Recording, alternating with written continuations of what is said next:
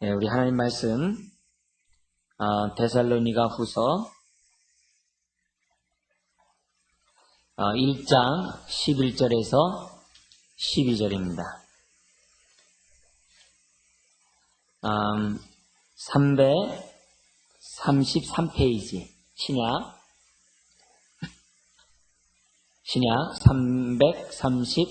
333페이지. 네. 데살로니가 후서 1장 11절에서 12절입니다. 11절에서 12절. 우리 한번 한 목소리로 한번 읽어보도록 하겠습니다. 다시 시작. 이러므로 우리도 항상 너희를 위하여 기도함은 우리 하나님이 너희를 그 부르심에 합당한 자로 여기시고 모든 선을 기뻐함과 믿음의 역사를 능력으로 이루게 하시고 우리 하나님과 주 예수 그리스도의 은혜대로 우리 주 예수의 이름이 너희 가운데서 영광을 얻으시고 너희도 그 안에서 영광을 얻게 하려 함이니라. 아멘. 우리가 바울이 이와 같은 기도를 하게 된 것은 그 당시 그 데살로니가 교회의 배경을 보아야 된다고 그랬어요. 그죠? 우리가 항상 바울의 기도를 볼 때마다 그 교회의 배경을 보면은 그만큼 우리가 왜 이런 기도를 하게 됐는가. 시기적절하게 바울이 기도했을 터인데 어떤 상황이었기에 이런 기도를 했는가. 이런 걸 보면서 우리가 속해 있는 상황 속에서도 어떤 기도를 올리는 것이 시기적절하며 그 시기적절한 기도를 또 어떻게 하는 것이, 기도의 내용이 어떤 것이 성경적인가. 그래서 무조건 우리가 기도한다고 해서 다 기도가 아니라 이왕이 우리가 하나님의 뜻에 합한, 우리가 하나님의 뜻에 맞는, 응답받는 기도들을 해야 되는데 어떤 기도들을 올려야 되는가. 우리가 이런 것도 지금 배우고 있지 않습니까? 그런 가운데 오늘 우리 데살로니가 전서에 이어서 후서에 나와 있는 우리 바울의 기도를 보도록 하겠습니다. 이 데살로니가 후서에 보면은 바울은 그 하나님의 그 역사, 일종의 보면 구원의 역사를 보면은 이렇게 이 세상에서 있는 이 세상의 역사들이 주로 어떻게 되어 있냐면요. 순환사관이라고 그래요. 좀 어려운 말로 쓰는데, 이게 뭐냐면은, 자꾸 이렇게 봄, 여름, 가을, 겨울 있듯이, 이렇게 생성했다가 이렇게 번성했다가 이렇게 몰락하게 다시 이렇게 된다라고 하는 그런 윤회라는 표현도 쓰기도 하죠. 그런 사상들이 참 많아요. 근데, 기독교의 그 역사는 이게 뭐냐면, 발전사관이에요. 그래서 순환사관이 아니라 발전사관이에요. 그래서 계속 반복되는 것이 아니라 예수 그리스도가 이 땅에 초림하시고 나중에 재림하시면은 재림하신 다음에 하나님의 심판이 있어요. 하나님의 심판이 있는데 그 재림과 그 심판 그 사이에 어떤 일이 있냐면은 사람들의 이제 부활이 있죠. 그래서 재림과 부활이 있고 그 다음에 하나님의 심판이 있고 그리고 영원한 하나님의 나라에 들어가게 되는 이제 그러한 일이 됩니다. 그래서 사람은 전생이나 이런 것들이 없어요. 이거는 세상에서 만들어낸 것이지 성경에서 말하는 것은 전생 이런 것도 없습니다. 그렇게 순환되는 것이 아니에요. 이렇게 우리의 삶은 계속 발전되게 되고 우리의 삶은 과거로 돌아가는 것이 아니라 계속적으로 미래를 향해 나아가는 것을 특별히 이 데살로니가 후서 같은 데를 보면 우리들에게 많이 가르쳐주고 있습니다. 자, 그런 가운데 이 데살로니가 교회에는 비록 바울이 3주간 목회 사역을 하고 그 지역을 떠났지만은 이 목회 사역을 한 이 데살로니가 교회가 3주만 목회를 했지만 성령님의 은혜 가운데 그들이 참으로 믿음 생활을 잘 했던 것을 보게 됩니다. 그래서 그 데살로니가 전서를 통해서 바울은 그들을 많이 칭찬했어요. 너희들에게 믿음도 있고 소망도 있고 사랑도 있고 참 뛰어나구나. 너희들이 그쪽 지역에서 많은 믿음의 본이 되었구나. 참 고맙다. 이런 얘기들을 갖다가 이 바울이 했었거든요. 자, 그런 가운데 이 바울이 데살로니가 전서만으로서 그 얘기를 다 이렇게 충분히 담아내지 못했어요. 그 교회의 상황들 다 이렇게 답변하지 못했습니다. 그래서 데살로니가 후서를 또 쓰지 않을 수밖에 없었어요. 자, 그런 가운데 바울이 이와 같은 편지를 자꾸 쓰게 됐던 이유는 크게 뭐냐면 그 교회 안에 아주 잘못된, 정말 우리들로 하여금 믿음 생활을 올바로 하지 못하게 하는 아주 잘못된 그런 암적 요인들이 그 당시 교회 안에 있었다는 겁니다. 그래서 그들로 인해서, 그 암적 요인으로 인해서 교회가 자꾸 병들어가고 교회가 연약해질 그런 우려를 알았던 바울이 편지를 쓰지 않을 수가 없는 거죠. 그래서 데살로니가 전후서를 통해서 데살로니가 교회에 있는 그 이단들, 잘못된 그러한 가르침들, 잘못된 그러한 것들에 대해서, 그 암적 요인들에 대해서 바울은 분명히 짚고 넘어가지 않으면 안 되었다는 거죠. 자, 그런 가운데 우리가 지금 다음 주에도 우리가 데살로니가 후서를 통해서 다시금 두 번째 후서에 나타난 바울의 기도를 또 볼 겁니다. 그래서 후반부에 또 하겠지만, 그래도 우리가 대략적으로 제가 이 데살로니가 이 후서를, 전후서 속에서 특별히 후서를 중심으로 잠깐 여러분들이 말씀드린 것이 나중에 여러분들이 이 데살로니가 후서를 보는데 많은 이해가 된다고 봐요. 자, 그런 가운데 바울이 편지를 또 써야만 된 이유는 뭐냐면, 그 당시 교회에 그 건강함을 파괴하는 세 가지의 그런 집단이 있었다는 거죠. 그 첫 번째 집단은 뭐냐면은 핍박자가 있었다는 거예요.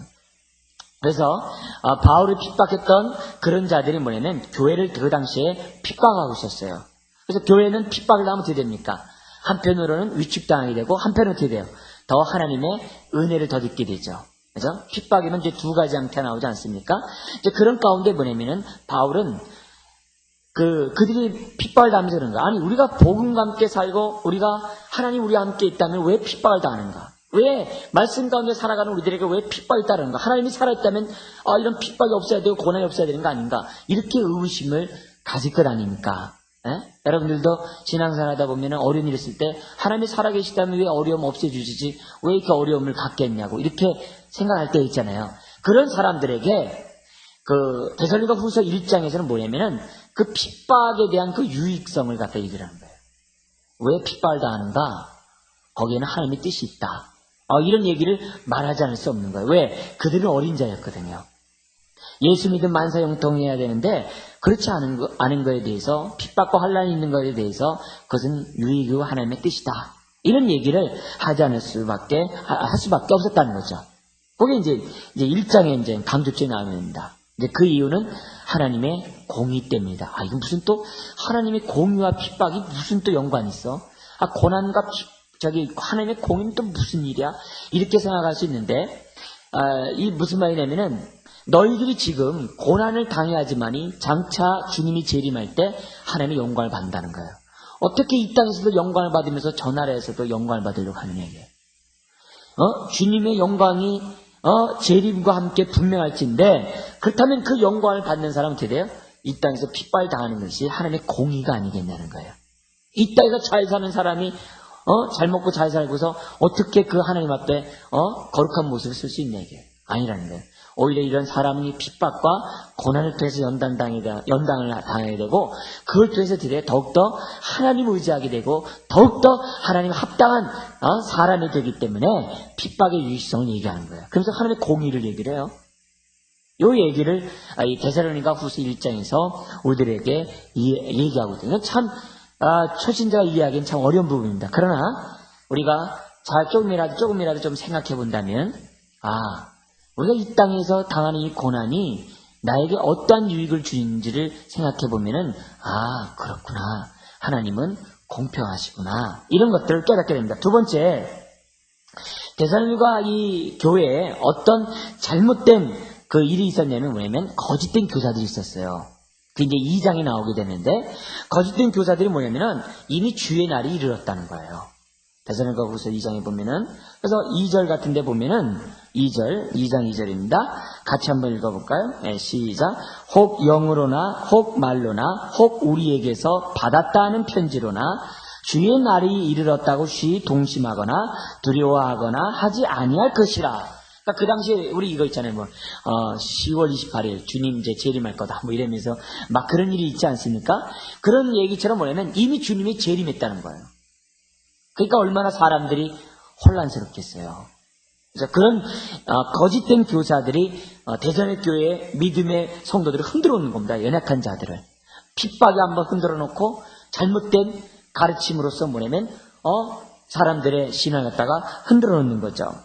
거기에 대해서 뭐냐면은 이 바울은 2장을 통해서 뭐냐면은 반드시 배도와, 그러니까 예수 그리스도를 믿는 사람들 가운데, 믿는다고 하는 사람들 가운데 배도하는 사람이 있다는 거예요.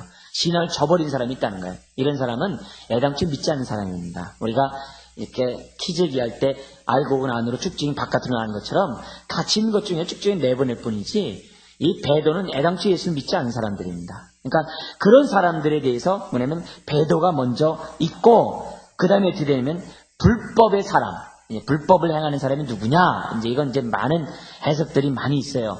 그래서 이 불법을 행하는 사람이 제거된 다음에 이 땅에서 마귀 노릇하고 이 땅에서 마귀 앞잡이 노릇하는 그런 불법을 행하는 사람이 제거된 상황 속에서 그 다음에 어떻게 돼요? 주의 재림이 있다는 거예요. 그러니까 배도하는 집단적인 배도가 이루어지지 않는 가운데 10월 28일 온다. 그거 안 맞는다는 거예요. 집단적인 배도가 있는 다음에 그리고 불법을 행하는 자가 제거된다. 모든 사람이 다 알아요. 그 다음에 주님의 재림이 있겠다는 것이 뭐냐면은 데살로니가후서 2장에 나오는 것을 보게 됩니다. 자, 그 다음에 세 번째 그 교회를 갖다가 아주 이렇게 어지럽게 하고 그 신앙의 뿌리를 갖다 흔드는 무리가 있었는데 세 번째 무리는 뭐냐면 첫 번째 누구라 했어요? 핍박하는 자. 두 번째는 거짓 교사들. 세 번째는 누구냐면은 규모 없는 자들. 그것이 이제 3장에 나옵니다. 여기서 규모 없다는 얘기는 다른 것이 아니라 뭐냐면 아주 삶에 있어서 무책임하고 일도 안 하고서 그냥 먹고 살려고 그러고 손 하나 까딱 안 하면서 말로 한몫 보려고 하고 참견하기를 좋아하고 그러면서 심지어는 뭐냐면 바울이 전하는 것에 대해서 막 무시하고 아주 규모 없이 살아가는 수없이 많은 사람, 일하지 않고 꾀부리는 사람들, 여러 가지 많이 있겠죠. 이 땅에 물들면서 살아가는 사람들, 거룩하지 못한 이런 면서 그냥 나태하고 게으른 사람들, 이런 사람들이 있었다는 거죠. 이런 사람들에 대해서 뭐냐면은 바울이 이제 꾸짖는 거죠. 꾸짖으면서 뭐냐면은 하나님께서 너희들의 요구하는 삶을 이렇게 살아라. 이 얘기를 이제 데살로니가후서 3장에서 우리들에게 말씀하고 있는 것을 보게 됩니다. 즉, 다시 말해 정리해보면은 그 당시 교회 안에 세 가지 잘못된 집단이 있었기 때문에 그들에 대해서 책망하고 그들로 하여금 올바른 믿음을 갖게 하고자 하는 바울의 그 의도 속에서 쓰여진 것이 데살로니가후서다. 이해되시겠죠? 그런 의도 속에서 여러분들 잘 생각한다면은 우리가 이 후서를 이해하는데 많은 은혜가 됩니다. 그래서 특별히 1장에서는 핍박당한 그것을 보고서 하나님의 공이다.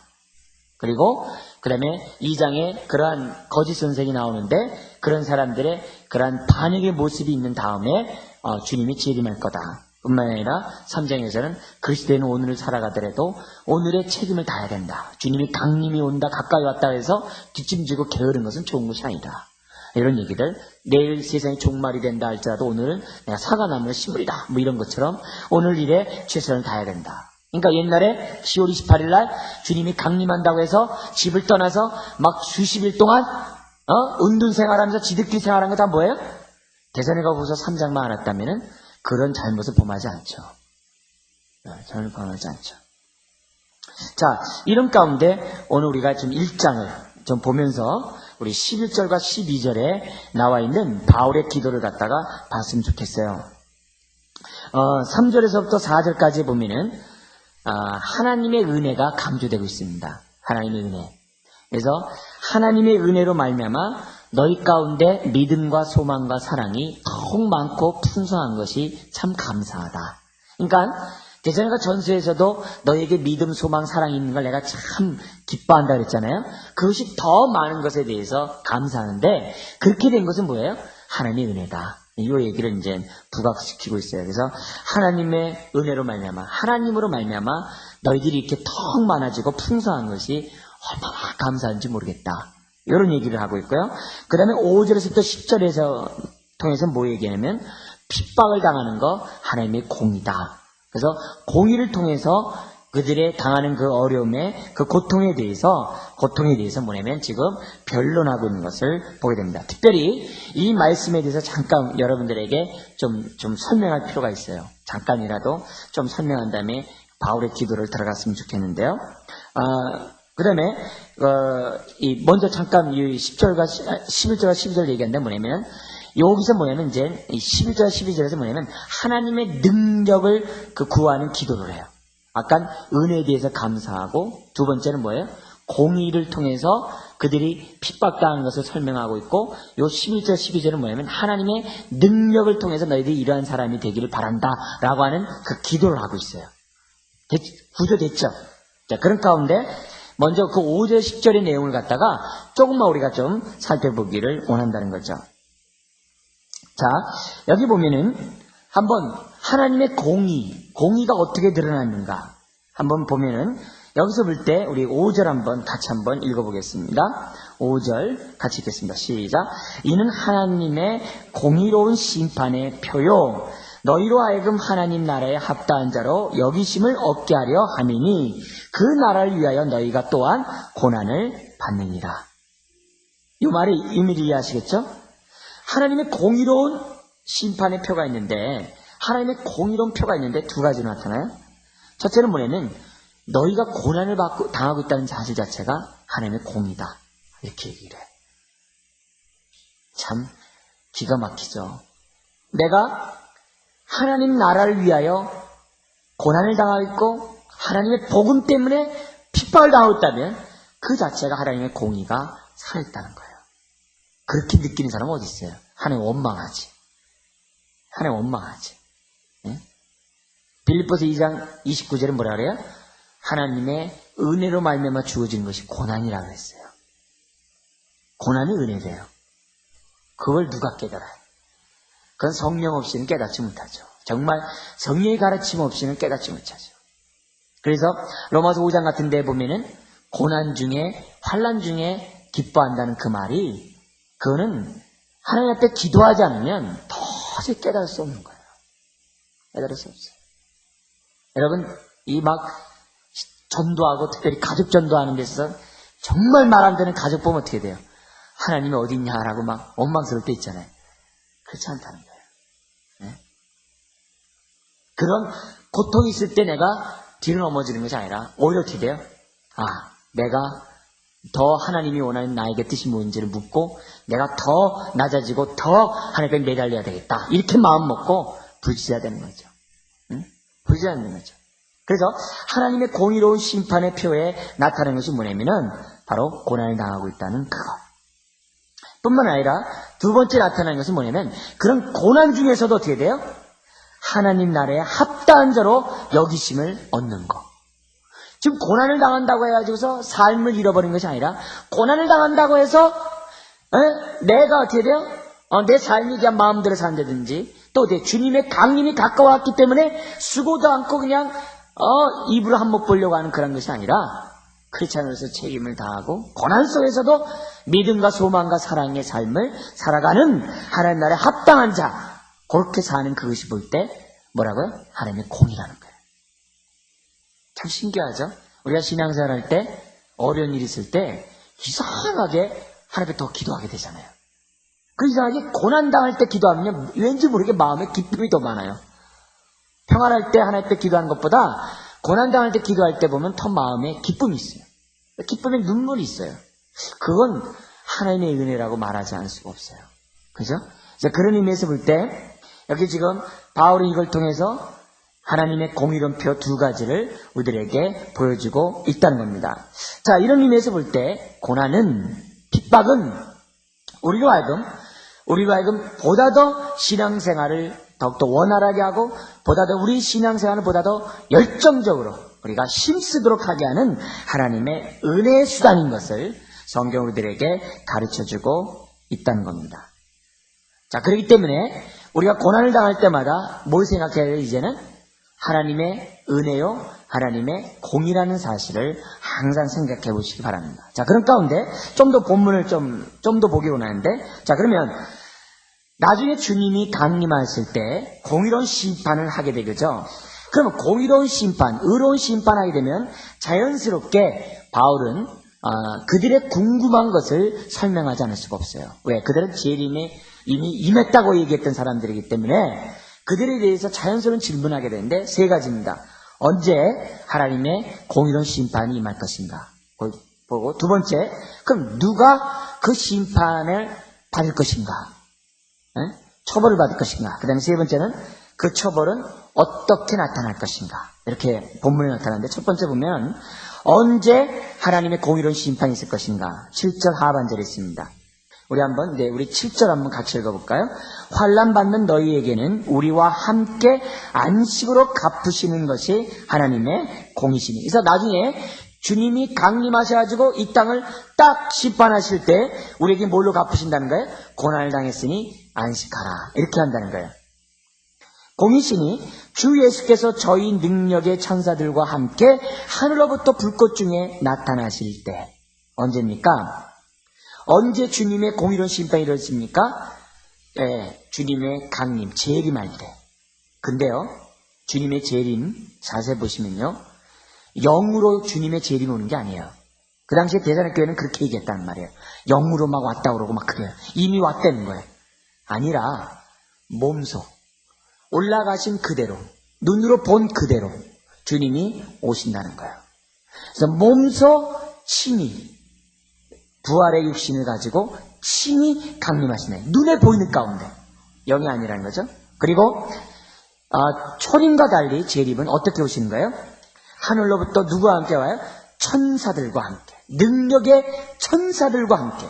아주 영광스럽게.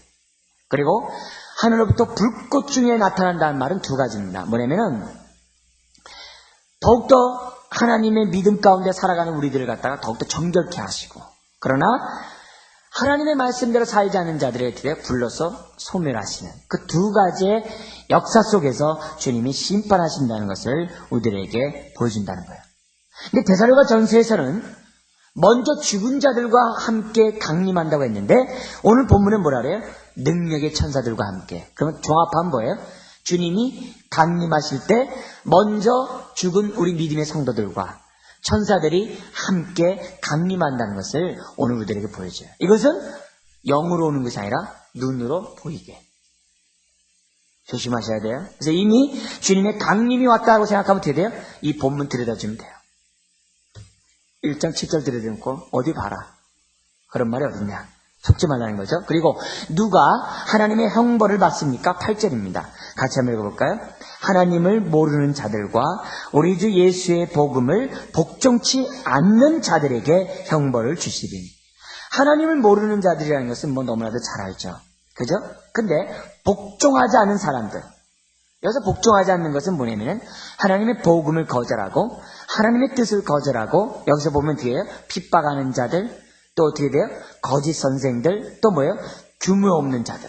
만약 규모 없는 자들이 여기에서 바울의 권면을 듣지 않는다면 그들은 형벌받을 수밖에 없겠죠. 이 가르침을 거절하면 그거는 강박한 그 신명은 심판당할 수밖에 없다는 거죠. 자, 근데 그 형벌이 어떤 모습으로 우리에게 나타날 것인가? 9절입니다. 같이 한번 읽어볼까요? 이런 자들이 주의 얼굴과 그의 신의 영광을 떠나 영원한 멸망의 형벌을 받으리라. 중요한 것은 뭐냐면 떠나라는 단어입니다. 뭐라고요? 어떤 단어요? 떠나. 하나님을 떠나는 거예요. 하나님을 떠난다는 것 자체가 그게 고통이요, 그것이 사망이에요. 하나님이 우리를 떠난다는, 구약에서 보면은 그 에스겔 같은 데 이렇게 보면은 뭐가 납니까? 하나님의 영광이 이렇게 떠나잖아요.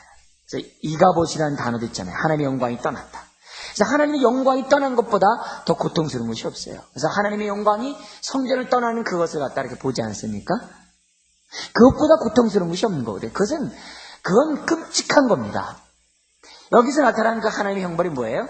하나님을 떠나게 하는 거예요. 그래서 어둠 가운데 슬피 울며 이를 가는 그런 일이 우리 마태복음에 나오는 주님의 가르침과 동일한 그런 메시지가 9절에 나오는 것을 보게 됩니다. 그러므로 우리가 이 땅에 살아가면서도 우리가 오늘 마음속에 간직해야 될 것이 뭐냐면은 주님, 하나님의 영광이 저를 떠나지 않도록 도와주십시오. 로마서 3장 23절에 뭐라 그래요? 모든 사람이 범죄했으며 죄를 범하였으며 어디에 떠났다고? 하나님의 영광이 뭐하지 못한다고요? 이르지 못하다니. 모든 사람이 범죄함으로 하나님의 영광에 이르지 못한다 그랬어요. 그것보다 고통스러운 게 어디 있어요? 영광에 이르지 못하는 그것. 그래서 우리가 오늘 예배를 드릴 때마다 하나님의 영광의 가운데, 하나님의 임재 가운데 살기를 원합니다. 우리가 불기둥과 구름기둥이 이스라엘을 갖다 인도했던 것처럼 하나님의 영광이 저를 떠나지 않고 저의 삶을 인도해 주옵소서. 이런 마음. 그래서 항상 주의 임재를 사모하고 임재를 위해서 기도하고 임재를 항상 이렇게 체험하려고 하는 그런 마음의 자세를 갖는 것이 무엇보다 중요하다는 거죠. 반면에 10절에 보면 주님을 믿는 사람, 이 땅에서 하나님 나라를 위하여 고난을 받고 고난 속에서도 믿음, 소망, 사랑의 삶을 살아가고 하나님 나라에 합당한 자로서 5절같이 살아가는 사람들에게 어떤 축복이 있느냐? 10절입니다. 같이 읽어볼까요? 그날에 강림하사 그의 성도들에게서 영광을 얻으시고 모든 믿는 자에게서 기이 여김을 얻으시리라. 우리의 증거가 너희에게 믿어졌음이니라. 그러니까 뭐예요? 그럴 때 우리가 어떻게 됩니까? 하나님의 영광을 얻게 되고 기이 여김을 받는 존재가 된다는 거야. 그렇다면은 이것이 하나님의 뜻이고 이것이 하나님의 은혜고 이것이 하나님의 공이라고 한다면 이 땅에서 하나님의 나라를 위하여 고난을 당하는 것을 이상하게 생각하지 말라는 거예요. 더구나 고난 속에서도 하나님 나라에 합당한 자로서 삶을 살아가라는 거예요. 특별히 데살로니가 전서에서 뭘 강조합니까? 하나님을 따라 거룩하라. 그 얘기를 우리 지난주에 말씀했죠. 거룩하라. 또 어떻게 돼요? 사랑하라. 또 뭐라 그래요? 외인의 가난한 사람하고 힘들고 어려운 사람들을 도와줘라. 그 세 가지. 하나님 앞에서 내가 거룩하고 사랑하고 사랑하되 우리가 사람이 어려운 사람을 도와줘라. 그런 삶을 계속 살아갈 때 그 사람이 나중에 주님의 공의로운 심판 때 어떻게 돼요? 영광을 받는 존귀한 자가 된다는 거예요. 자, 이렇게 얘기한 다음에 그리고 데살로니가 교회의 그런 전체적인 분위기를 본 다음에 말하고 1장을 얘기한 다음에 그럼 바울이 어떻게 돼요? 이것이 너무나도 귀하기 때문에 어떻게 돼요? 하나님 앞에 기도하지 않을 수 없는 거죠. 그래서 11절과 12절에 기도하는 거예요. 하나님의 능력으로 이런 것들이 이루어지게 하여 주옵소서. 이 얘기입니다. 그게 11절, 12절이에요. 응? 그래서 그 얘기를 좀 더 우리 이렇게 분석해서 잠깐 보도록 하겠습니다.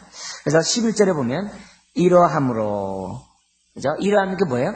주님의 강림이 분명하고 강림할 때 하나님의 심판이 있다는 것이 분명하고 그 심판은 공의로운 심판인데 그때 존귀한 자로 받기 위해서는 어떻게 돼요? 이 땅에서 어떠한 삶을 살아야 된다는 것을 알아야 된다고 얘기했잖아요. 그죠?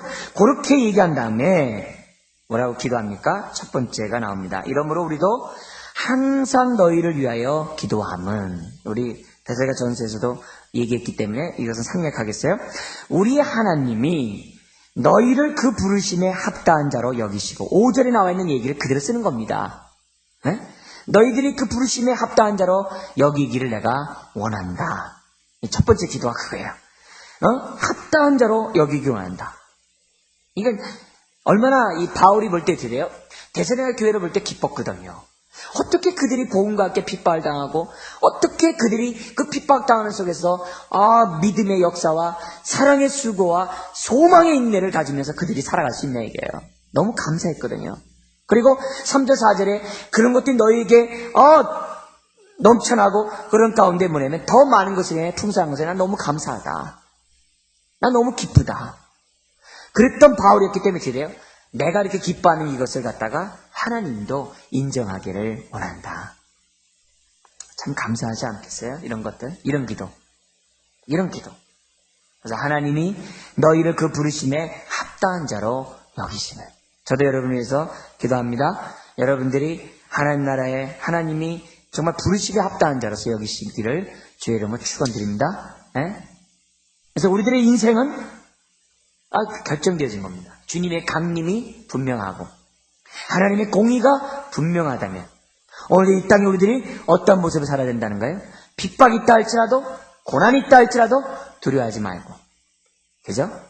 거짓 선생이 있을 때 요동하지 않는 분명한 지식을 갖고 규모 없이 게으름 속에 사는 것이 아니라 크리스찬으로서 열심히 일하는 그런 모습 가운데 하나님을 뵈야 된다는 것이 분명하다는 것입니다. 무엇보다도 이런 삶을 살아가면 살아갈수록 우리가 어떻게 돼요?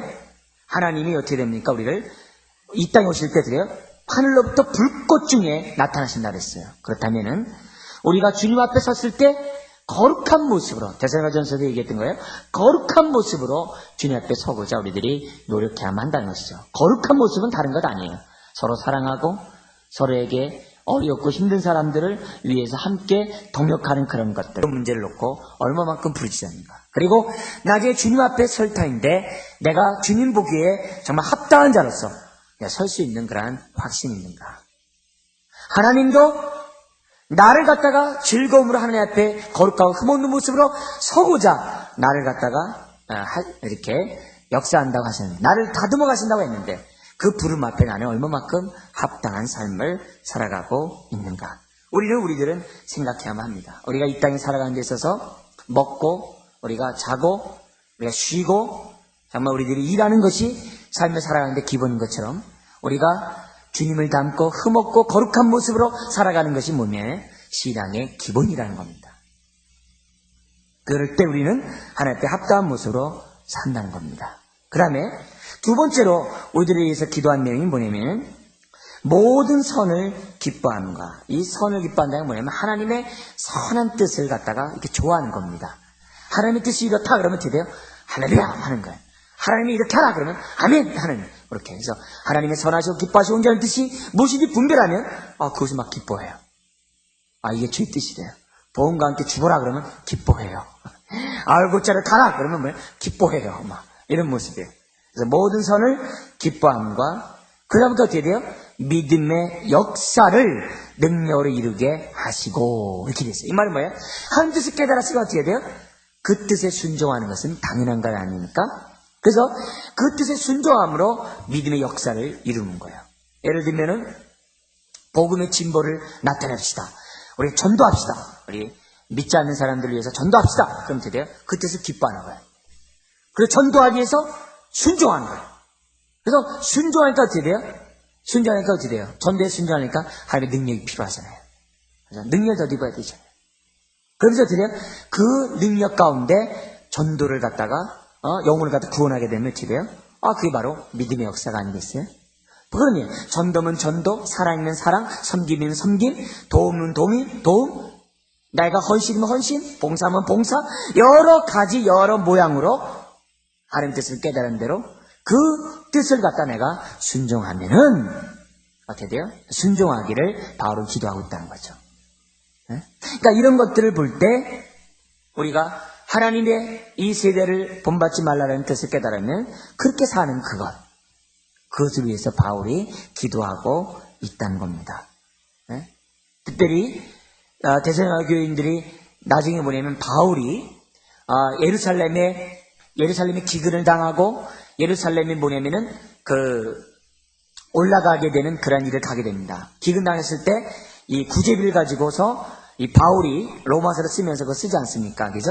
이제 구제비를 가지고 예루살렘에 갑니다. 예루살렘에 가면은 바울은 이렇게 사망의 줄을 올고 매는 가운데 재판을 받기 위해서 로마로 줄 수밖에 없는 상황입니다. 자, 그런 와중에 바울이 한 말이 뭐냐면은 궁핍파 가운데서도 어려움 가운데 있는 가운데서도 데살로니가 교인들이 구제비를 줬다 그래요. 그 구절 기억나죠? 이거 얼마나 귀합니까? 지금 거기 보면 데살로니가 전서에 뭐냐면 그들은 뭐냐면 어렵게 사는 사람들을 도우라고 했거든요. 근데 자기네 그 교인들만 도우는 것이 아니라 그 이웃만 도우는 것이 아니라 본토에 있는 예루살렘에 있는 유대인들을 위하여 궁핍하고 어려움 가운데서도 그들이 구제비를 기꺼이 기쁨으로 내놓았다 그래요. 그 교회가 바로 데살로니가 교회였어요. 그러니까 바울의 이 기도가 어떻게 됐다는 거예요? 응답받은 거죠. 그래서 바울의 기도대로 그들은 뭐냐면 구제에 더욱더 힘쓰는 자가 되었고, 그 결과 이방인과 유대인이 구제비를 통해서 하나 되는 그러한 역사들이 나타났던 것을 보게 됩니다. 특별히 데살로니가 교회에 나타난 이런 구제, 그뿐만 아니라 서로 사랑뿐만 아니라 그들의 기도에는 열심히 일하면서 책임을 지는 그런 행동들, 이런 것들을 오늘 우리들에게 보여주고 있다는 거죠. 그 다음에 세 번째로 그렇게 얘기하면서 이게 기도도 될 수 있지만 결론 얘기도 될 수 있어요. 그러나 우리 기도를 하는 넓은 의미에서 한번 잠깐 봤으면 하는데요. 12절 같이 한번 읽어볼까요? 우리 하나님과 주 예수 그리스도의 은혜대로 우리 주 예수의 이름이 너희 가운데서 뭐라고요? 영광을 얻으시고 너희도 그 안에서 영광 얻게 하려 합니다. 이렇게 사니까 어떻게 돼요? 영광이 되죠. 이렇게 살면 하나님 얼마나 기뻐하겠어요. 이렇게 살면 와, 저들은 우리와 똑같은 형편인데 어떻게 저런 삶을 사는가. 주님이 함께 하자면 안 되는구나 하면서 주님이 영광을 받는 거죠. 영광을 받으면 어떻게 돼요? 덩달아 우리도 영광을 받는 거 아니겠습니까? 그래서 그걸 놓고 지금 기도하고 있다는 겁니다. 그래서 세 번째 우리가 기도해야 될 것은 뭐냐면 하나님, 주의 이름이 우리 가운데 영광 받기를 원합니다. 우리 교회 가운데, 우리의 삶 가운데, 우리 가정 가운데, 우리 인생 가운데, 이 나라 이 민족 가운데 하나님 영광 나타나기 원합니다. 그리고 우리도 그 가운데서 영광 받는, 주님이 공의로운 심판 때 정말 자르다 칭찬받는 영광스러운 그러한 자가 되기 원합니다. 주께서 우리를 선택하시고 자녀를 삼으신 목적이 우리 뭡니까? 에베소 1장 4절 이하에서는 우리는 거룩하고 흠없는 모습으로 만들기 위함이라 했는데, 하나님, 저희가 믿습니다. 저를 거룩하게 하시고 주님 우리 안에서 영광 받을 수 있도록 하나님 도와주옵소서. 오직 주님만이 영광 돌리기를 원합니다. 그러면서 왜 그러냐면 7절을 보십시오. 7절에 보면 주님이 강림하실 때 어떤 모습이 나타난다 그랬어요? 능력의 천사들과 함께 어떻게 돼요? 하늘로부터 불꽃 중에 나타나요. 이게 얼마나 영광스러운 모습이겠어요? 그 영광스러운 모습, 7절 나타나는 모습을 보십시오. 뿐만 아닙니다. 10절에 보면은 그날에 성도들에게서 뭘 받는다 그래서 10절에 영광을 받으신다 그랬어요. 영광을 받는다 그랬어요. 그렇기 때문에 오늘 우리가 신앙생활은 우리는 그렇다면은, 주님이 이런 분이라고 한다면은 오늘 뭘 놓고 기도해야 돼요? 하나님, 우리 가운데 영광 받기를 원합니다. 하나님, 영광 받아 주옵소서. 고난을 가운데 내가 두려워하는 것이 아니라, 고난을 거부하는 것이 아니라 고난 속에 있는 하나님의 손길을 의지하기를 원합니다. 그런데 한 가지 여기서 알아야 될 것이 뭐냐면, 이런 영광을 위해서는요, 반드시 뭐가 있어야 되냐면은 12절 상반절이 있어야 돼요. 뭐냐면은 우리 하나님과 주 예수 그리스도의 뭐요? 은혜대로. 여기 뭐냐면 이 은혜가 하나님의 은혜만도 아니요, 예수님과 함께한 은혜예요. 근데 우리가 이와 같은 영광을 돌리는 것은 뭐예요? 하나님의 은혜 없이는 안 돼요. 은혜로 말미암아 은혜를 받을 때, 은혜가 충만할 때 우리의 삶 속에 영광이 있지, 은혜 없이 영광 없어요. 따라서 볼까요? 은혜 없이 영광은 없다. 여러분 고난 없이 영광 없다는 말 많이 들어보셨죠? 마찬가지로 은혜 없이 영광 없어요. 하나님이 값없이 풀어주신 그 은혜가 있을 때 우리가 어떻게 돼요? 우리가 사는 이 땅에서 하나님께 영광 돌릴 수 있다는 거예요. 그래서 그 은혜가 내 안에 넘칠 때, 그 은혜가 내 안에 임할 때 하나님의 영광 된다는 거예요. 그래서 제가 아주 좋아하는 단어가 뭡니까? 하나님의 은혜는 뭐가 없다고요? 다함이 없습니다. 너무너무 좋아요. 그래서 그 은혜 가운데 우리가 살아간다면은 하나님의 영광 돌리는 존재가 될 수 있다면서, 항상 은혜를 잊지 말고 항상 은혜를 사모하고, 정말 은혜 없이 그 어떤 영광도 없다는 사실을 깨닫고 은혜만을 의지하는 저 여러분이 되어야만 한다는 것이죠. 결국 바울은 대전의 교회를 통해서 우리를 위해서 기도하고 있습니다. 오고 오는 교회들에게 하나님의 능력을 덧입게 원합니다. 그 능력을 덧입을 때 당신은 주님의 부르심에 합당한 삶을 살아갈 수 있고, 그 능력을 덧입을 때 당신은 하나님의 선한 뜻을 깨달을 뿐만 아니라 믿음의 역사를 이룰 수가 있습니다. 뿐만 아니라 하나님의 은혜가 있을 때 당신의 삶 속에 하나님의 영광이 드러나고 당신 역시 영광을 받는 존귀한 자가 될 것입니다. 이것이 바울의 기도의 요지였던 것입니다. 결론적으로 결국 성경적인 기도는 주 뜻대로 하는 것입니다. 주님의 마음에 합한 기도를 하는 것이 성경적인 기도요, 기도 응답을 받습니다. 그래서 요한일서 5장 14절에 그를 향하여 우리의 가진 바 담대한 것이 이것인데 그의 뜻대로 무엇을 구하면 들으신다. 하나님 뜻대로 구함으로 우리는 응답받아야만 할 것입니다. 이런 기도를 오늘 우리는 하나님 앞에 아뢰므로 응답받는 저와 여러분 되기를 주의 이름으로 축원드립니다. 기도하겠습니다. 하나님 아버지, 환난 속에서라도 고난 속에서도 부름의 목적을 망각하지 않고 거기에 걸맞는 합당한 삶을 살아야 됨을 오늘도 우리가 말씀을 통하여 기도를 통하여 배우게 됨을 감사드립니다. 주님, 이런 사람 되게 하여 주시옵소서. 또한 하나님의 선한 뜻을 기뻐하고 또 합당한 삶을 사는 것을 기뻐하고 그와 같은 삶을 살고자 기꺼이 순종하는 그런 삶을 살기를 원합니다. 하나님, 그런 인생 되게 하여 주옵소서. 주의 이런 인생 살 때 주님이 우리 안에서 영광을 받으시고 우리 역시 하나님의 영광스러운 자가 됨을 믿습니다. 주여, 그러기 위해서 우리에게 은혜가 필요합니다. 다음이 없는 은혜를 부어주셔서 우리가 영광스러움을 볼 수 있는 하나님의 자녀들이 다 되게 하여 주옵소서. 믿사오며 예수님의 이름으로 기도드리옵나이다. 아멘.